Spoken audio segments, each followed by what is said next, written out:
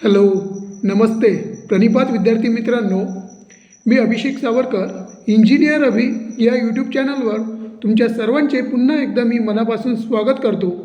तर जे विद्यार्थी महाट्रान्सकोमध्ये ॲज अ विद्युत सहाय्यक म्हणून जॉईन होऊ इच्छितो, विद्युत सहाय्यक त्यालाच असिस्टंट टेक्निशियनसुद्धा म्हणतात, तर त्यांच्यासाठी खास हा व्हिडिओ आहे. त्यांनी पाहावा हा व्हिडिओ अंगणीनं. आणि सर्वात पहिले सांगून देतो की माझ्याकडे जितकी गरज आहे तितकी व्यवस्था नसल्यामुळे मी फक्त तोंडाने बोलणार, म्हणजेच डायरेक्टली सांगायचं झालं तर फक्त बोलबच्चन होणार आहे व्हिडिओमध्ये. ते तुम्हाला नीट ऐकायचं आहे, आणि नोंद करून ठेवायची आहे. जे विद्यार्थी महाट्रान्सकोमध्ये विद्युत सहाय्यक होऊ इच्छितो, येणाऱ्या भरतीमध्ये 2026मध्ये जर भरती आली, येईलच कदाचित, जर आली तर तुम्ही विद्युत सहाय्यक होऊ इच्छितो तर त्यासाठी आजचा सिलेबस, त्यानंतर पेपर पॅटर्न आणि इलिजिबिलिटी आणि सिलेबसमध्ये कोणकोणते टॉपिक असतात, पेपर किती मार्कचा असतो, ह्या सर्व गोष्टीचा आपण आज ॲनालिसिस सांगणार आहे तुम्हाला. त्यामुळे सांगतोय, थोडं बोलबच्चन जरी वाटला व्हिडिओ, म्हणजे थोडं बोलबाल जरी वाटला तुम्हाला व्हिडिओ, पण माझ्याकडे लिगल पूर्णपणे डाटा आहेत. त्या लिगल डाट्यावरून मी तुम्हाला सांगतोय, तर तुम्ही नोंद करून ठेवा. आणि व्हिडिओच्या शेवटी नक्की सांगेल की हा डाटा कुठून घेतला आहे मी तुम्हाला, तर ते लिंकसुद्धा देईल मी तुम्हाला, जर तुमची अपेक्षा मागणी असली तर जर तुम्हाला विद्युत सहाय्यक व्हायचं आहे महाट्रान्सकोमध्ये, सर्वात प्रथम सांगून देतो, हा फक्त व्हिडिओ महाट्रान्सकोसाठी आहे. महाट्रान्सको, महाजेनको आणि डिस्ट्रीब्युशन या तीनही कंपन्याचे विद्युत सहाय्यकचे पेपर पॅटर्न वेगवेगळे आहेत. मी ॲनालिसिस केलं म्हणून सांगतोय. विद्युत सहाय्यकचे, टेक्निशियनचे त्याला वेगवेगळे नाव असतात, तर तीनही कंपन्याचे पेपर पॅटर्न हे वेगवेगळे आहेत. पण प्रोफेशनल नॉलेज, ज्याला आपण म्हणतो व्यावसायिक ज्ञान, यामध्ये जास्त काही फरक नसतो. सिलेबस तोच करावा लागतो तुम्हाला, पण पेपर पॅटर्नमध्ये फरक आहे, तोच आपल्याला समजून घ्यायचा आहे. तर लक्ष द्या. विद्युत सहाय्यक पेपर पॅटर्न कसा असतो याचा, महाट्रान्सकोसाठी 150 मार्कचा पेपर असतो हा. आणि यामध्ये 75 क्वेश्चन असतात, 75 क्वेश्चन असतात. Each question have 2 marks.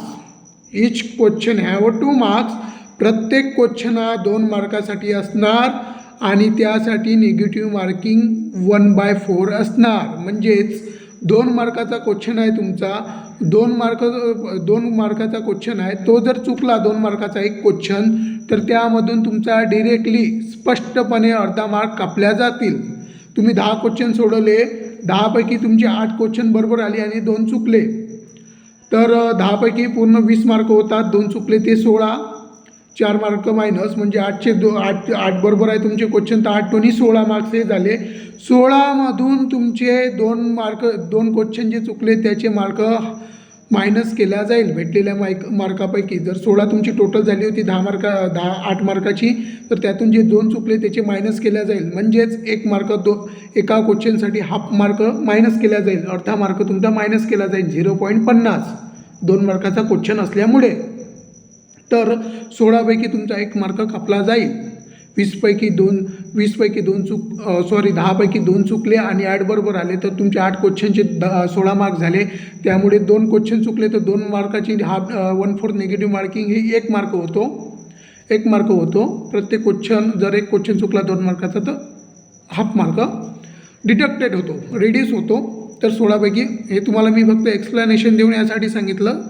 जे महामंत आहेत त्यांना नाही लक्षात येत लवकर, तर त्यांच्यासाठी हे सांगितलं. जे ॲक्टिव्ह आहेत त्यांना मात्रच लक्षात येतो, तर त्यांच्यासाठी होतं हे. तर यामध्ये तुम्हाला मी पेपर पॅटर्न सांगितला. 75 मार्क्स क्वेश्चन येतात 150 मार्कासाठी. Each question have 2 marks. There are negative marking 1/4. तर सर्वात जास्त क्वेश्चन येतात यामध्ये प्रोफेशनल नॉलेज. सर्वात जास्त क्वेश्चन येतात प्रोफेशनल नॉलेज, त्यालाच आपण व्यावसायिक ज्ञान म्हणतो किंवा टेक्निकल सिलेबस म्हणतो, वेगवेगळे नाव देतात आपण. तर याचे 25 क्वेश्चन असतात 50 मार्क्ससाठी. त्यानंतर रिझनिंगचे 20 क्वेश्चन असतात ते 40 मार्क्ससाठी. त्यानंतर क्वांटिटेटिव्ह ॲप्टिट्यूड याचे 15 क्वेश्चन असतात, हे असतात 30 मार्क्ससाठी. आणि मराठी सर्वात चांगला म्हणजे सोपी विषय महाराष्ट्रातल्या विद्यार्थ्यांसाठी मराठीवर ग्रामरचे क्वेश्चन येतात, ते सुद्धा पाहू आपण पुढं. 15 क्वेश्चन 30 मार्कासाठी येतात. तर हा 2 पेपर पॅटर्नशी तुलना केली, असिस्टंट इंजिनियर जो साहेबांचा लेवलचा पेपर आणि हा टेक्निशियनचा पेपर येई आणि विद्युत सहाय्यक यांची जर तुलना केली तर खूप मोठा फरक दिसून येतो आपल्याला. तर लक्ष द्या नीट. आणि सर्वात महत्त्वाचं म्हणजे यासाठी फक्त तुम्हाला 1.25 तास दिलेला जातो. पेपर सॉल्व करण्यासाठी फक्त तुम्हाला 1.25 तास दिला जातो. 1.25 तास म्हणजे किती? तर 1.25 तास म्हणजे 60 minute plus 15 minute. 60 minute plus 15 minute म्हणजेच 75 मिनिट तुम्हाला दिले जातो. आणि 75च क्वेश्चन असतो यामध्ये. तर एका क्वेश्चनसाठी तुम्हाला 1 मार्क, एका क्वेश्चनसाठी तुम्हाला 1 मिनिट असणार आन्सर देण्यासाठी. आणि पेपर जो कंडक्ट होईल तो CBTवर कंडक्ट होणार, कम्प्युटर बेस्ड एक्झाम असणार ही.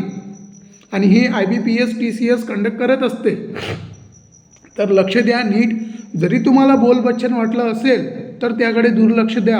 पाणी पेत चला. म्हणजे मी सांगत असताना पाणी पेत चला झोप येत असेल तर काही सोयी नसल्यामुळे मी तुम्हाला ब्लॅकबोर्डवर नाही शिकू शकत. पण तुमचा जर सहकार किंवा सपोर्ट मिळाला तर लवकरच आपण बॅकबोर्डकडे वळूयात. तर हे सांगितलं मी तुम्हाला अशा पद्धतीचा सिलेबस. आणि सर्वात महत्त्वाचं म्हणजे दुसरं टॉपिक की इलेजिबिलिटी. विद्युत सहाय्यक होण्यासाठी तुम्हाला इलेजिबिलिटी काय लागेल? तर यासाठी फक्त आणि फक्त इलेक्ट्रिशियनच लागेल. फक्त आणि फक्त महाट्रान्सकोमध्ये इलेक्ट्रिशियनच लागेल. MSEBमधली ही टॉप कंपनी आहे, तिन्हीपैकी फर्स्ट नंबरवर असणारी कंपनी आहे ही. आणि याचमध्ये सर्वात जास्त या कंपनीला नफा होतो. सर्वात जास्त नफ्यामध्ये आहे ही कंपनी महाट्रान्सकोमध्ये. महाट्रान्सको ही कंपनी MSEBमध्ये सर्वात नफ्यामध्ये आहेत. म्हणजे हिच्याकडून सर्वात जास्त उत्पन्न मिळतो आपल्याला, म्हणजे महाराष्ट्र शासनाला. जे ऊर्जा भवन आहे, ऊर्जा मंत्री आहे, त्यांना या सर्वांची डिटेल्स असते. तर हा महाट्रान्सकोकडून सर्वात जास्त त्यांना अर्निंग केल्या जातो आपल्या सरकारला. महाराष्ट्र जे शासन आहेत आपलं महाराष्ट्र शासन, त्या सरकारला सर्वात जास्त पैसा हा महाट्रान्सकोकडून मिळतो. त्यानंतर महाजनकोचा नंबर येतो, त्यानंतर डिस्ट्रीब्युशनचा नंबर येतो. तर हा होता याची इलेजिबिलिटी. फक्त यामध्ये वायरमनचे विद्यार्थी चालत नाही. 2 वर्षाचा तुम्ही ITI केलेला असेल, चला मग मी वायरमनचा ट्रेड केला आहे तर मी याला अप्लाय करू शकतो का सर? तर असं नाही होणार मित्रांनो. नीट लक्ष द्या आणि कानं ओपन करून जे काही करायचं आहे तुम्हाला ते त्याकडे लक्ष देऊन करा. की फक्त यामध्ये इलेक्ट्रिशियनचे विद्यार्थी आतापर्यंत कन्सिडर केले होते आणि पुढेही जाणार. Mahatransco is a greater than a distribution company. अनेक डिस्ट्रीब्युशनमध्ये खूप ताण असतो, डोक्याला ताण असतो, खूप टेन्शन असतो, पॅनिक होतो विद्यार्थी. तर त्यामुळे काही जण तर मी असे सुद्धा पाहिले की डिस्ट्रीब्युशनकडून महाट्रान्सकोकडे प्रिपरेशन करून ते लागले. म्हणजे प्रेफर केलं त्यांनी, प्रेफरन्स जो दिला तो महाट्रान्सकोला दिला फर्स्ट. मी असं नाही म्हणत की डिस्ट्रीब्युशन खराब आहेत की किंवा त्याची तुम्ही तयारी करू नका, मला असं अजिबात म्हणायचं नाही. पण मी फक्त तुम्हाला दोन्हीची कंपेअरता करून, तुलना करून सांगतो की यामध्ये तुम्ही वायरमनवाले 2 वर्षाचा ज्यांनी ITI केला, वायरमनमधून केला असेल तर महाट्रान्सकोले तुम्ही भरू शकत नाही. विद्युत सहाय्यक या पोस्टसाठी फक्त तुम्ही डिस्ट्रीब्युशन या कंपनीसाठीच फक्त फॉर्म भरू शकता. नीट लक्ष द्या. ही होती त्याची इलेजिबिलिटी.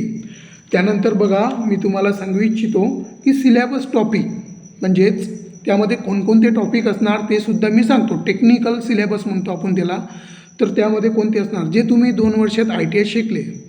सर्वप्रथम त्या अगोदर सिलेबस सांगण्या अगोदर हे सांगतो, जर तुम्ही 10वीपर्यंत मराठी मीडियम शिकले असाल तर मराठी लँग्वेजमध्येच पेपर देण्याचा प्रयत्न करा.